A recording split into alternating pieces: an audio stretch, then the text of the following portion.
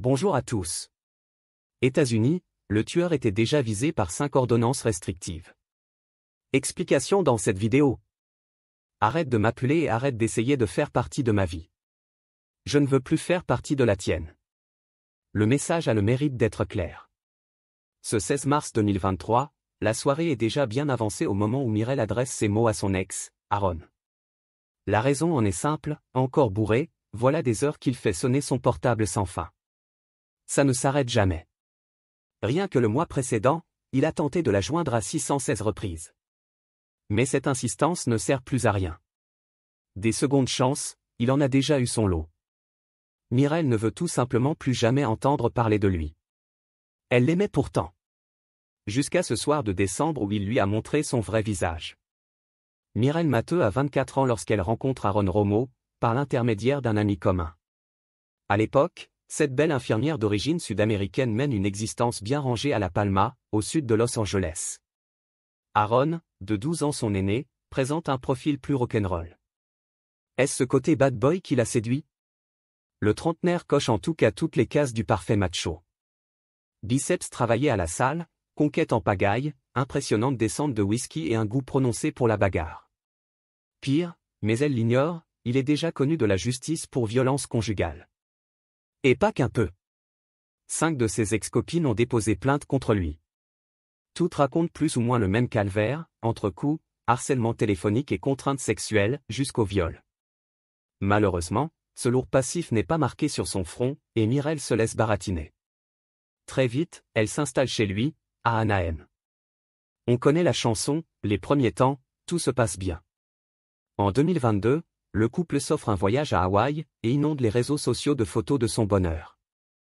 Mais derrière la carte postale, Romo commence déjà à se sentir à l'étroit dans son costume de prince charmant. Son naturel revenant, il se montre de plus en plus jaloux, violent, colérique. Et le 5 décembre, de retour à Anaheim, il pète vraiment les plombs pour la première fois. Ce soir-là, une dispute éclate. Totalement hors de lui, le bad boy frappe sa compagne et la balance comme un vulgaire sac depuis le balcon. Sérieusement blessée à la jambe, la jeune femme parvient à s'enfuir et appelle la police. Romo est interpellé. Mais malgré les nombreuses plaintes contre lui toujours en cours d'instruction, il est relâché au bout de quelques jours. Et célèbre sa libération en tentant de s'ouvrir les veines. Il faut l'hospitaliser. Pour Mireille, les choses sont désormais claires, plus question d'entretenir la moindre relation avec ce fou furieux. Mais Romo, on l'a vu, commence alors à l'appeler jour et nuit. Un harcèlement incessant. Jusqu'à ce 16 mars 2023 où elle lui écrit noir sur blanc de lâcher l'affaire. Il est alors 2 heures du matin. Romo se trouve devant le District Lounge, un bar d'Orange d'où il vient de se faire vider. Coup de poing dans la gueule à l'appui, pour s'être mal tenu avec une femme. Amoché, aviné, il voudrait que Mireille vienne le chercher. Mais c'est laquelle lui adresse ce SMS cinglant. Arrête de m'appeler et arrête d'essayer de faire partie de ma vie. Je ne veux plus faire partie de la tienne. Puis elle ajoute, j'arrête de t'aider à mes dépens. Maintenant, sois adulte pour une fois dans ta vie. Aucun contact signifie aucun contact. Le problème, c'est qu'il insiste. Encore. Encore. Et que dans un moment de faiblesse, elle finit par accepter de venir le prendre. Il l'a eu à l'usure. Mais elle va payer très cher cet élan de générosité. Après avoir récupéré son ex devant le bar, Mireille le raccompagne chez lui, à Anaheim. Il est environ 2h15 du matin lorsqu'elle gare sa voiture au pied de l'immeuble d'Union Street. De quoi ont-ils parlé sur le chemin du retour? Quel prétexte Romo trouve-t-il pour piquer une nouvelle crise? On l'ignore.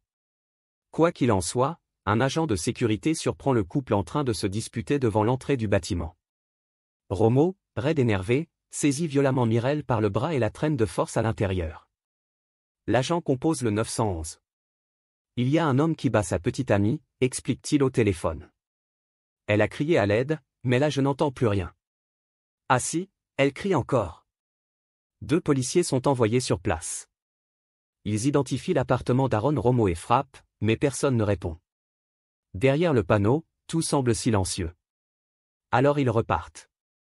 Ils ont filé depuis bien longtemps quand à 4h50, Romo ressort discrètement, seul, et disparaît dans la nuit au guidon de sa moto.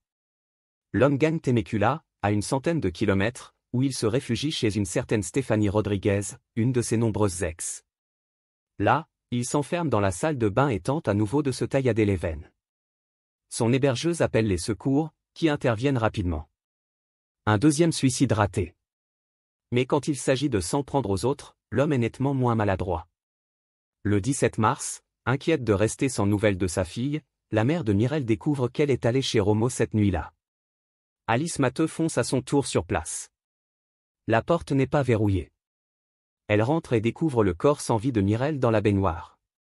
Morte étranglée. Dans le salon et la chambre à coucher, il y a des touffes de cheveux partout, vestiges d'une empoignade féroce. Et sur le miroir de la salle de bain, ces mots, « Je ne voulais pas ça, je t'aime, je veux mourir ». Interpellé peu après la découverte macabre, Aaron Romo vient d'être jugé. Face à la justice, il a plaidé une forme d'irresponsabilité. À ce qu'il raconte, il était tellement saoul qu'il ne savait plus ce qu'il faisait, et il aurait reçu un coup dans la première partie de bagarre, qui aurait altéré sa capacité à réfléchir à ses actes. Bref, rien ne serait de sa faute.